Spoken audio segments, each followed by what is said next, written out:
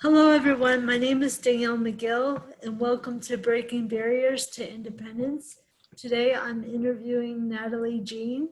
She's a disability advocate for people with disabilities throughout Florida, and she also works for Agency for Persons with Disabilities. Thank you, Natalie, for joining us today and to share your views and perspectives on disability-related issues, as well as the Americans with Disabilities Act. Thank you, Danielle. Absolutely. So I'm excited to have you and to share your perspective on what it means to be an individual with a disability. I want to know, how do you define your disability? Well, I like to see myself as just like everybody else. So although I have the label disability, I don't focus on the disability label. So it's not like I'm, hi, my name is Natalie and I have a disability. To me, really a disability, there's really nothing, I guess I don't see it as a thing. I see it as something that has created unique challenges in my life. Hold on one second. I see it as, something that has made very unique challenges in my life. But that's really all that I see it as.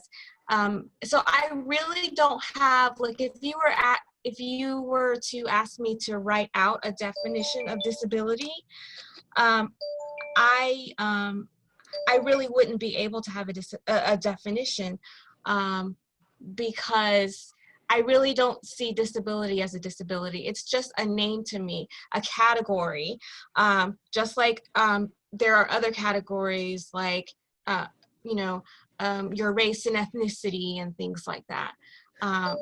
Really, I just, if that makes sense, I really, it's just something that has created unique challenges in my life.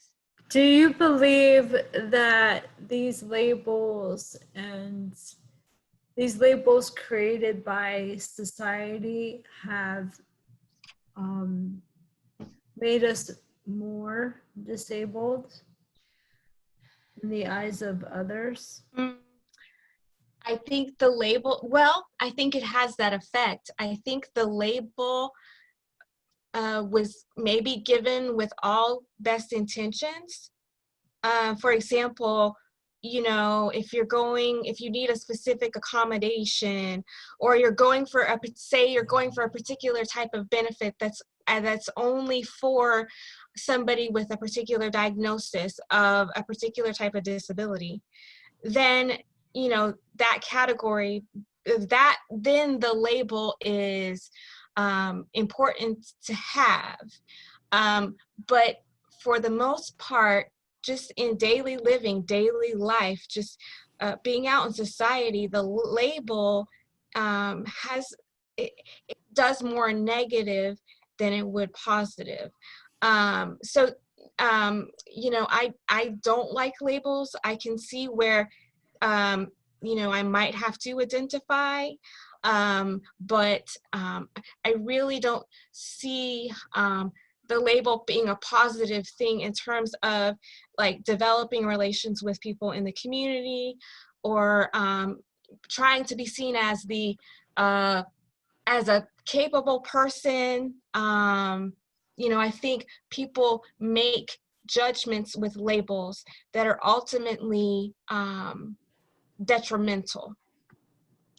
So how can someone with a disability overcome that barrier when participating in their community? Overcome the barrier of the label? Yeah, of the label, the stigmatization. Okay. Well, I think that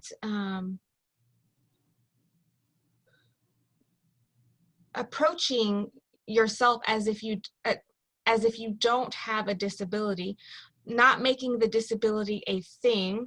You know, when you introduce yourself, you know, I've interacted with people with disabilities that will introduce themselves.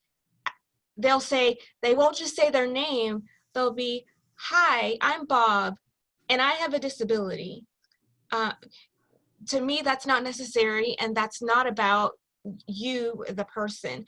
So when you're out in the community, identifying yourself as yourself, and when you're out in the community, taking time to any educational opportunities. The more you provide opportunities for somebody to be exposed, the more they are going to realize that you are as capable, or that they can be friends with you, or that you are just as human as they are. And so in that way, being more involved in the community is a way to overcome the label. The other aspect is, you know, find people that are going to be your allies. Build relationships with people that are going to be helpful to you. Huh? And mentors are very important. Right, right. And I always say to people, you know, they go to a place that is supposed to be, or they go to somebody that's been identified as the person that they need to talk to solve a problem, right? And so they try and do that, and they get so frustrated, and it's just not working, and that person is awful in their opinion. And so I say, well, you know, weigh your options. Do you have to work with that person? Is there somebody else that can work with you? So that again goes back to finding somebody who's going to be an ally, a support to you. You don't want to waste your time with people that are going to not see you for who you are, or for people that are not going to give you the same treatment that they would. The people that are not going to, for example, you wouldn't want to work for an employer who's not going to value value your you. strengths and your Yeah, yeah. abilities, Or not, or going to deny you opportunities because they don't think you can do it. So, or they don't give you the chance to do it. right, exactly. So my next question for you is, how did you become a self-advocate and an advocate for others? What was your defining moment that? So, yeah, so I didn't like set out to decide I was going to be a self-advocate.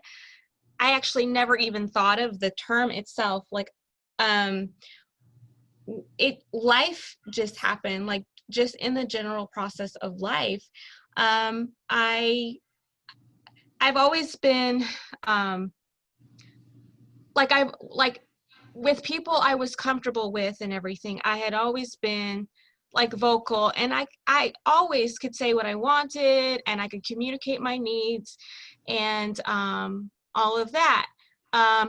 But it was when it came to dealing with others or dealing with society, it wasn't that I couldn't say what I wanted.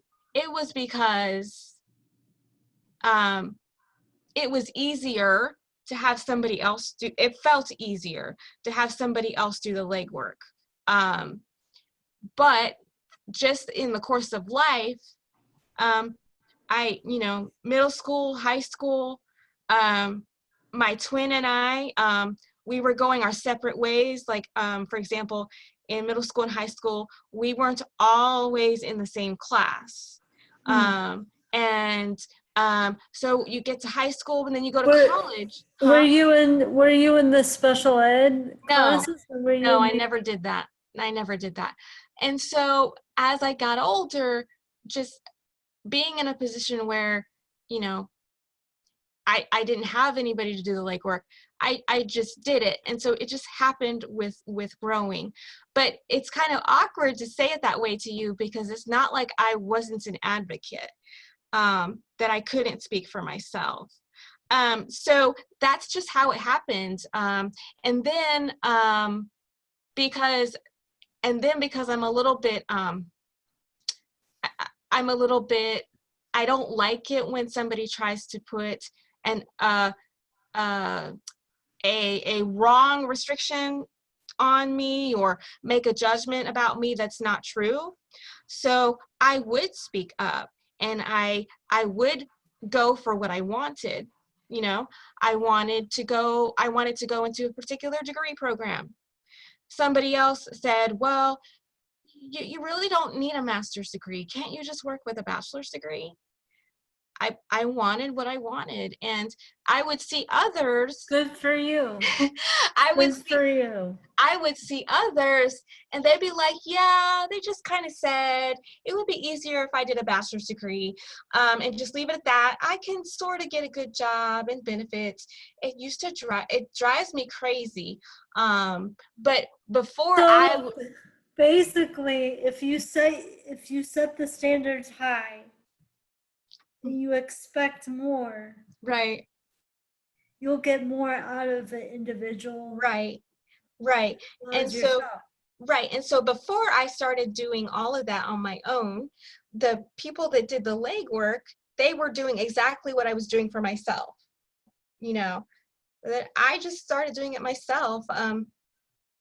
So it really wasn't something that I sat down and took a course on or anything like that. It was just in the process of life happening. Because I am independent. I don't need to be babied, and I don't need to have somebody do all the work for me. Absolutely. If we have the ability to do things on our own, we should have the right to do them on our own. Right. What does the ADA mean to you, the Americans with Disabilities Act? What does it So mean to you? go ahead. I'm sorry. What does it mean to you in Really, your life? it has opened doors for me. As a little kid, you know, I was telling you the other day that it didn't even dawn on me that I was born before the actual act was passed. I was little,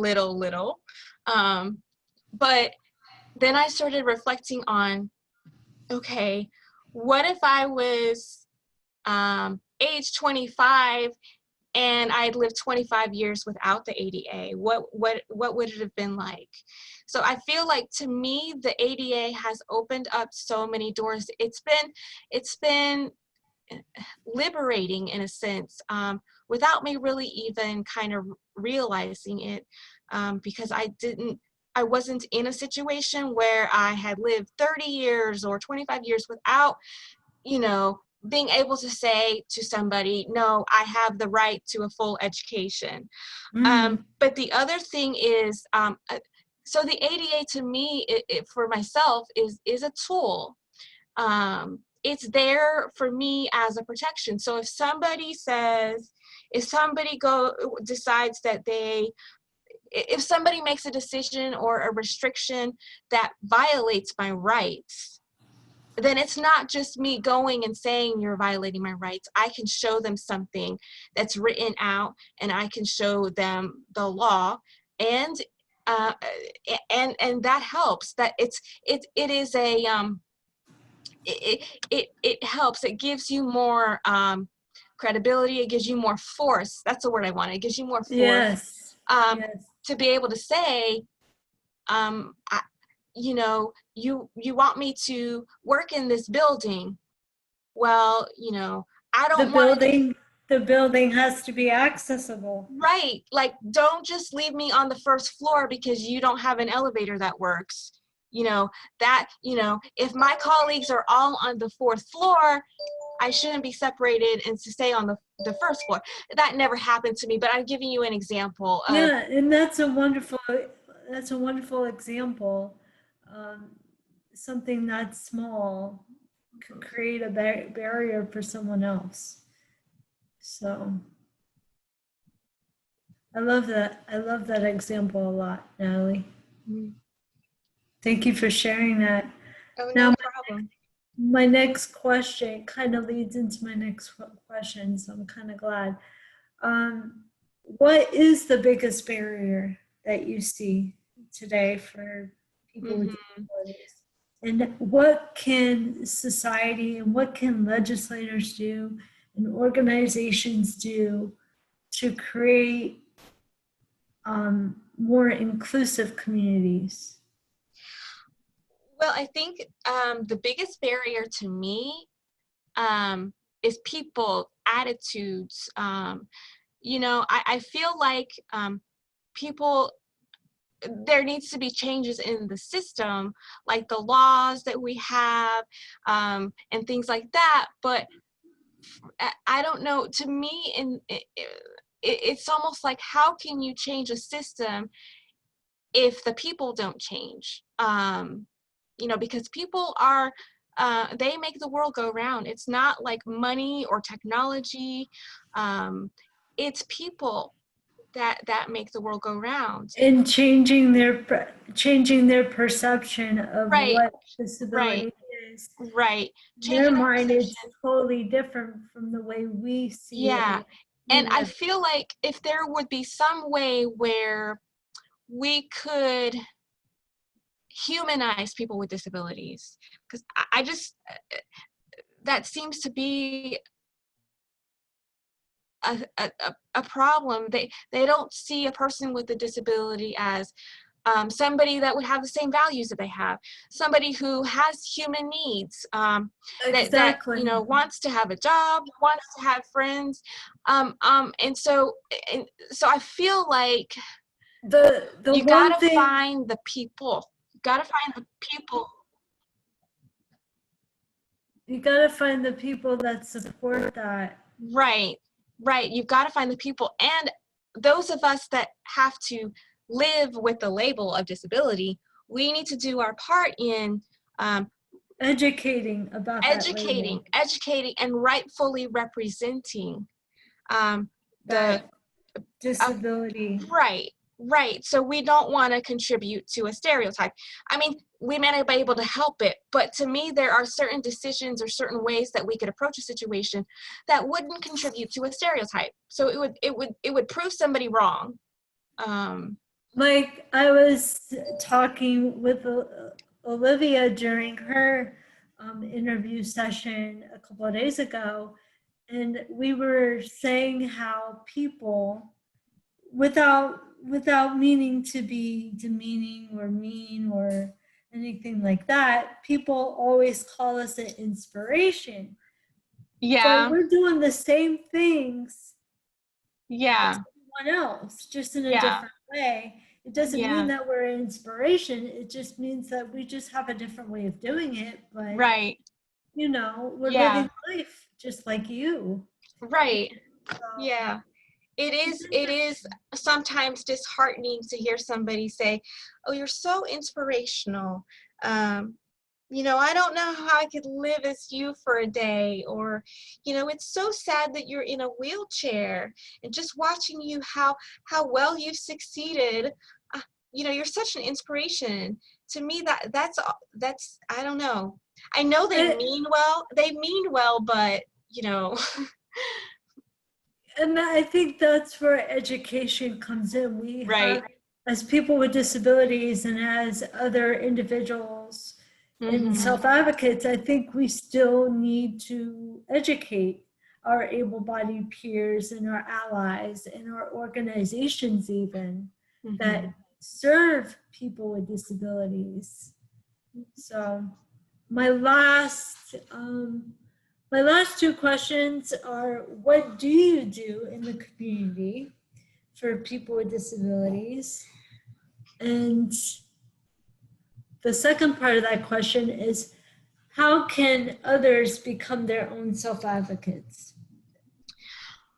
Well, I view my community participation as my role in my employment. I contribute to society by being employed. I'm not necessarily a social butterfly that has lots of friends and likes to go out and clubbing, or doing rallies or doing public speaking. I prefer to actively contribute um, on like directly to a person, helping them go work through their problem directly. So on a daily basis, my role as an ombudsman with the Agency for Persons with Disabilities, I deal with concerns, unresolved issues, complaints, and they're most of them are specific to like services being provided, but either way, um, the purpose of those services are to ensure that somebody can live at a home, in their own home or in a home and community-based setting, and contribute as much as they can to society and live as independently and live the life that they want. And so if there's a problem with a service that they're being provided, then that needs to be resolved. And I get So, all so kinds. you're the voice for the individual as well as the family. Well, I see myself as a facilitator. So in my role, I'm not necessarily the one that directly solves the problem.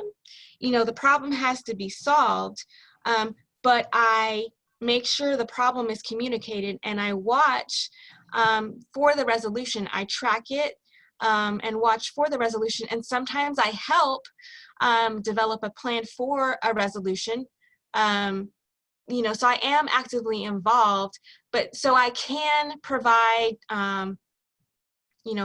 clarity in communication, or I can be a listening ear to somebody who needs to vent, whereas maybe the regional office is so swamped that they may not have the time to just listen to somebody vent. We want to make sure that we have somebody that can be the listening ear, and can also, yes, if they feel like they don't have their voice and they feel like they can't communicate it effectively, then yes, I can help with communication.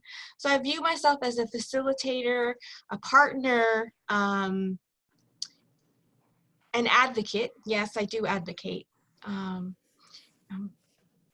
So what would be your number one message for individuals with disabilities and able-bodied individuals on this anniversary of the Americans with Disabilities Act? And can you tell us a little bit about your presentation that you'll be giving on July 31st? well, the purpose of my presentation, I feel like, is I want to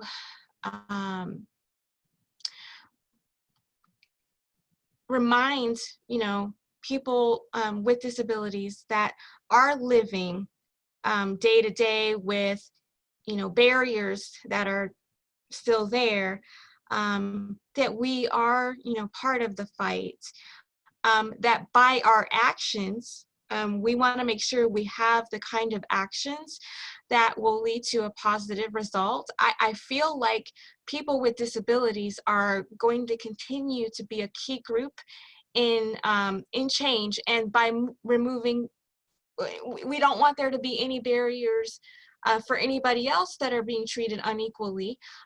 But for us as people with disabilities, we do need to continue working on removing barriers that are there.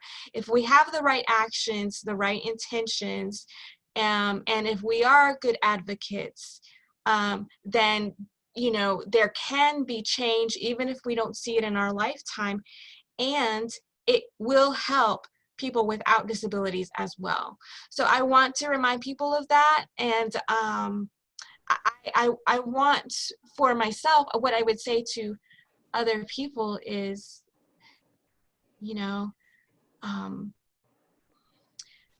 I guess I would say, I like to say that there's no such thing as a disability, but that's kind of an awkward term. I guess what I mean by that is, you know, just live, just be yourself, live the way that you want to live, and keep fighting. Don't ever give up. And we've got the ADA on our side, not as a weapon. We may, it Yeah. may, yeah, there may be situations where you Yeah. might have to be, you know, it may come to a point where it might almost have to be used as a weapon, but it's a tool. We've got the ADA, we've got people It's that, a tool to begin a conversation. It's a there you tool go, to bring awareness. It's there a you go. tool to educate the community and Right. people And around you. I would say to the community is, you know, we are no, we're no different than anybody else. Yes, we may have unique, we may have challenges that you might not be familiar with. But it's just about getting through life. It doesn't make us any different. Um, I would hope that I the, love that. I love that. I love right, that statement that you just said. yeah. And And I would hope that the community would be willing to look beyond the disability and just let, you know, allow us to live in the community and have a contribution just like they have. So I don't know if that makes it clear in the type of message that I would want to communicate in how I see what we should all be thinking about. But, you know, or our reflections during this right, 50th anniversary. right, I right. absolutely got your message, and it's very impactful, very well thought out, and it means a lot to me, and I know it's going to Yeah, mean a lot to right. every individual that listens in and participates Yeah, there's a in this celebration. and I guess one of the messages that I have been saying lately, or things that I've a message that I've found that I share lately, have been sharing lately in any type of like training or whatever to others. There is it's a Maori proverb. I don't necessarily know if I'm pronouncing the name right, but it's a little proverb, and it essentially says, what it's trying to say is, what is the greatest resource, or what is the most important resource? And the last sentence or two, it just keeps repeating, it's the people, it's the people, it's the people. So that, to me, that's what life is. It's about the relationships you have with people. Will you please share that on during your presentation? Because That, okay, sure. Yeah, great, that is a great reminder yeah, um, of why we're all coming together, because yeah. we're all people first, Hmm. you I know? would be happy to do that. Um, and I can make sure that I get the right spelling and things like that for the presentation as well. Thank you so much, Natalie, for your time and sharing your thoughts and perspectives on disability and the ADA, and about self-advocacy and how you became an advocate for others, and for what you do for APD is phenomenal. And I'm proud to be able to work with you on the employment project for the leadership program that we're both in. So thank you so much for everything you do for our state and for our communities throughout Florida, and Well, the families that you impact every day. mm-hmm. Well, thank you so much, Danielle, for putting this all together. And thank you for, you know, asking me to participate. I hope that my contribution is meaningful. I'm not the best speaker in putting together thoughts, and I am a person that makes mistakes. I am not perfect. No one's perfect. So I'm just glad that And your contribution to this celebration means so much, not just for me, but for many people that are learning about the ADA and what it means to have a disability disability and the struggles and the challenges and the triumphs. Mhm. Your voice is a big contribution. And Well, thank you. don't worry about it. Everyone's going to love it. Well, thank you so much. Yeah. Yeah, so thank you again for putting this all together. And I think you've got some amazing, presenters that have agreed to be a part of this as well. So it's going to It's a powerful lineup. And what I like about it is that everyone that is speaking has a disability, but everybody's perspective of disability and the ADA is different from Mhm. each other. And I just like the fact that it's being run by people with disabilities, it's being organized, and it's being presented by people with disabilities. Right. So Yeah. thank Oh, well, thank you, Danielle.